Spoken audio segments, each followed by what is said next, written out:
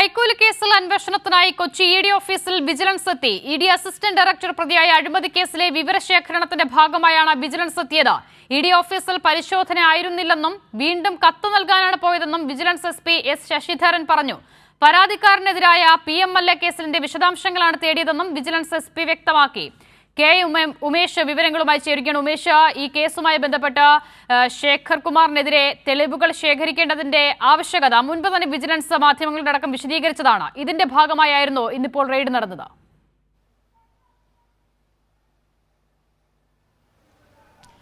അതെ അസിത, അതായത് ഈ ED ഉദ്യോഗസ്ഥനായ ശേഖർ കുമാർ ഒന്നാം പ്രതിയായ ആ വിജിലൻസ്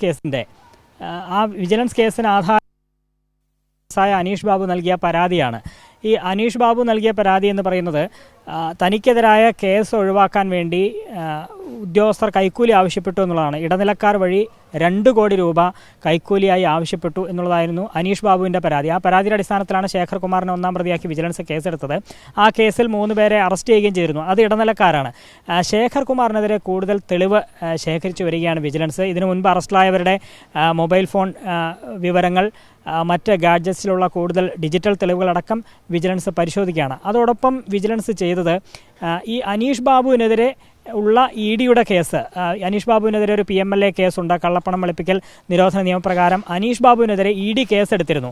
ആ കേസുമായി ബന്ധപ്പെട്ട കൂടുതൽ വിവരങ്ങൾ അത് വിജിലൻസ് EDയോട് ചോദിച്ചിരുന്നു. അതിൻ്റെ വിവരങ്ങൾ നൽകാനായി നേരത്തെ വിജിലൻസ് ആവശ്യപ്പെട്ടിരുന്നു. കാരണം ആ ഒരു കേസിനെ തുടർന്നാണ് ആ കേസ് ഒതുക്കാൻ വേണ്ടി ഇങ്ങനെ ഉദ്യോഗസ്ഥർ കൈക്കൂലി ആവശ്യപ്പെട്ടു എന്ന് അനീഷ് ബാബു പരാതി നൽകിയത്. അപ്പോൾ അനീഷ് ബാബു കേസിന്റെ വിശദാംശങ്ങൾ വിജിലൻസിന് അറിയണമായിരുന്നു. അതിന്റെ ഭാഗമായി അതിന്റെ വിവരങ്ങൾ തേടി നേരത്തെ വിജിലൻസ് ഒരു കത്ത് എൻഫോഴ്സ്മെന്റ് ഡയറക്ടറേറ്റ് നൽകിയിരുന്നു. പക്ഷേ അതിന് പിന്നീട് ED പറഞ്ഞത് അതിന് മറുപടി നൽകിയില്ല, പകരം വിശദാംശങ്ങൾ നൽകിയില്ല. പകരം ED വ്യക്തമാക്കിയത് കുറെ കൂടി സ്പെസിഫിക്കായി കൂടുതൽ വ്യക്തതയോടെ വിവരങ്ങൾ ആവശ്യപ്പെട്ടാൽ മറുപടി നൽകാം എന്ന് എൻഫോഴ്സ്മെന്റ് ഡയറക്ടറേറ്റ് മറുപടി നൽകി.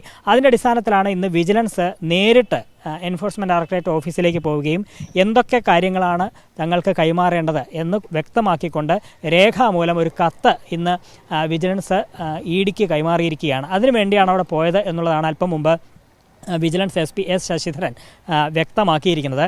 നേരത്തെ പരിശോധന എന്നുള്ള രീതിയിലാണ് നേരത്തെ വിവരങ്ങൾ പുറത്തു വന്നിരുന്നത്. പക്ഷേ യഥാർത്ഥത്തിൽ പരിശോധനയ്ക്കല്ല ഇന്ന് വിജിലൻസ് അവിടെ ചെന്നത്. പകരം ഈ കാര്യങ്ങളിൽ കൂടുതൽ വ്യക്തത തേടിക്കൊണ്ട് അതിൻ്റെ വിശദാംശങ്ങൾ തേടിക്കൊണ്ട് ഒരു കത്ത് നൽകുക എന്നുള്ള ഉദ്ദേശമായിരുന്നു വിജിലൻസിനുണ്ടായിരുന്നത്. ആ കത്ത് അവിടെ ഇന്ന് നേരിട്ട് ചെന്ന് കൈമാറിയിട്ടുണ്ട്. ED ഉദ്യോഗസ്ഥർ ഇപ്പോൾ ഇതുമായി ബന്ധപ്പെട്ട് ുണ്ട്. ഈ കത്തിന് അധികം വൈകാതെ തന്നെ മറുപടി ലഭിക്കും എന്നാണ് കരുതുന്നത്. ഒപ്പം അദ്ദേഹം വ്യക്തമാക്കിയൊരു കാര്യം, ഈ ശേഖർ കുമാറിനെ ഇതുവരെയും ചോദ്യം ചെയ്യുന്ന നടപടിയിലേക്ക് വിജിലൻസ് പോയിട്ടുണ്ടായിരുന്നില്ല. അതിന് കൂടുതൽ തെളിവ് സമാഹരിച്ചു വരികയാണെന്നാണ് അദ്ദേഹം വ്യക്തമാക്കിയത്.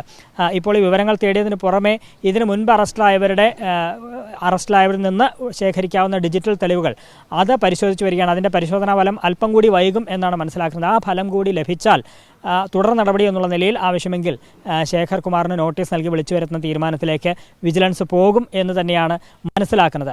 ഇതുകൂടാതെ മറ്റ് ചില ED ഉദ്യോഗസ്ഥർക്കെതിരെയും ചില കൈക്കൂലി ആരോപണങ്ങൾ വന്നിരുന്നു. പ്രത്യേകിച്ച് എറണാകുളത്ത് തന്നെയുള്ളൊരു വ്യാപാരി, അദ്ദേഹത്തിൽ നിന്ന് 25 ലക്ഷം രൂപ ED ഉദ്യോഗസ്ഥൻ വാങ്ങി എന്നൊക്കെ ചൂണ്ടിക്കാണിച്ചൊരു പരാതി, അത് രേഖാമൂലം അദ്ദേഹം പരാതി നൽകാൻ തയ്യാറായിട്ടില്ല. ഫോണിലൂടെയും നേരിട്ടും ഒക്കെ അത്തരത്തിൽ പറയുകയാണ് ചെയ്തത്.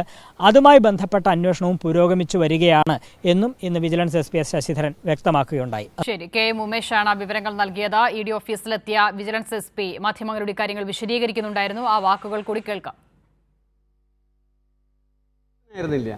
അത് നമുക്ക് ഈ കേസുമായിട്ട് ബന്ധപ്പെട്ട് അപ്പോൾ നമ്മൾ 22-ാം തീയതി ഒരു നോട്ടീസ് കൊടുത്തിട്ടുണ്ട്, ഒരു ലെറ്റർ കൊടുത്തിട്ടുണ്ടായിരുന്നു ആ കേസിലേക്ക് പിന്നെ ഡീറ്റെയിൽസ് തരണം എന്ന് പറഞ്ഞിട്ട്. അപ്പോൾ അവർ നല്ല രീതിയിൽ പ്രതികരിച്ചു. ED ഓഫീസേഴ്സ് നല്ല രീതിയിൽ പ്രതികരിച്ച് അവർ നമുക്ക് നിങ്ങൾ സ്പെസിഫിക് ആയിട്ട് ഒരു റെക്കോർഡ്സ് ആവശ്യപ്പെടുകയാണെങ്കിൽ നിങ്ങളത് ചോദിക്കൂ, അപ്പോൾ ഞങ്ങൾ വേണ്ട നോക്കിയിട്ട് ചെയ്യാം എന്ന് പറഞ്ഞിട്ടുണ്ടായിരുന്നു. അതിൻ്റെ അടിസ്ഥാനത്തിൽ നമ്മളിന്ന് സ്പെസിഫിക്കായിട്ട് വേണ്ട റെക്കോർഡ്സ് എന്നൊക്കെയാണ് അത് തരണം എന്ന് പറയാൻ വേണ്ടിയിട്ട് നമ്മുടെ ഓഫീസേഴ്സ് ഒരു ലെറ്റർ കൊടുക്കാൻ പോയതാണ്. നല്ല ഡാറ്റയുണ്ട്. അപ്പോൾ കുറേ നമ്മൾ കവർ ചെയ്ത് കഴിഞ്ഞു. ഇനിയും നമുക്ക് ചെയ്യാനുണ്ട്. അതിൽ ഒരു ആപ്പിൾ ഫോണിൻ്റെയൊക്കെ കുറച്ച് ചെയ്യാനുണ്ട്. അത് ചെയ്തതിന് ശേഷമേ നമുക്ക് അതിൻ്റെ പൂർണ്ണമായിട്ടുള്ളൊരു റിസൾട്ടിലേക്ക് എത്താൻ കഴിയുള്ളൂ. അത് നടന്നു വരികയാണ്. വിവരങ്ങൾ തേടുന്നതിന്റെ ഭാഗമായി ED ഉദ്യോഗസ്ഥർക്ക് വിശദമായ കാര്യങ്ങൾ കാണിച്ചുള്ള കത്ത് നൽകാനാണ് ED ഓഫീസിലെത്തിയതെന്ന് വിജിലൻസ് SP വിശദീകരിക്കുന്നു.